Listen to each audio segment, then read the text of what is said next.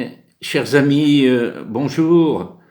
En ce temps qui est situé 40 jours après Pâques, je veux vous inviter à méditer sur l'ascension de notre Seigneur Jésus.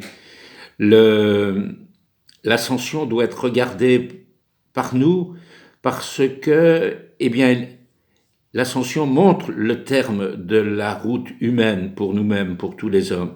Nous sommes destinés à la vie pour toujours, en Dieu, avec Dieu, euh, avec notre corps, dans une vie éternelle, mystérieuse bien sûr, mais c'est le terme de, de notre route. Et si le terme est bon, ça veut dire que le départ est bon. La création est bonne, la création de notre corps, la création de la matière. Ce n'est pas qu'un chaos, c'est un cosmos organisé. Alors bien sûr, euh, l'homme, les hommes ont laissé rentrer la puissance du mal, la puissance du diable. Hein.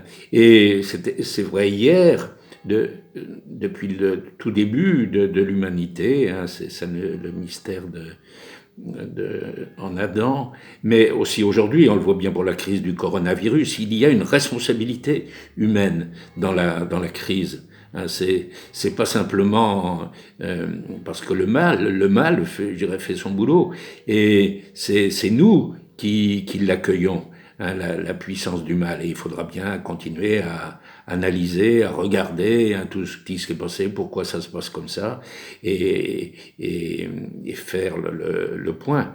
Hein. Et on voit la grandeur, hein, de cette puissance du mal aujourd'hui.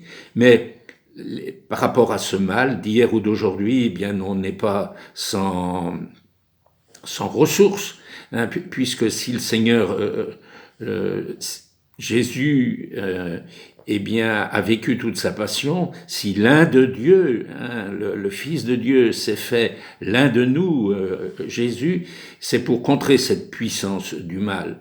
Et on voit le grand mystère de la croix, hein, perpétuellement, hier et aujourd'hui. Mais ce qu'il faut se redire, c'est que ce mystère de la croix montre que Dieu ne sera pas vaincu par le mal. Nous sommes vainqueurs en Jésus. Et c'est ça la résurrection. Jésus est ressuscité avec son corps pour montrer que la matière participera, hein, profondément à la vie pour toujours en Dieu. Hein. Elle n'est pas simplement soumise à l'esprit du mal, elle est soumise à Dieu. Donc, regardons le terme de la route, l'ascension.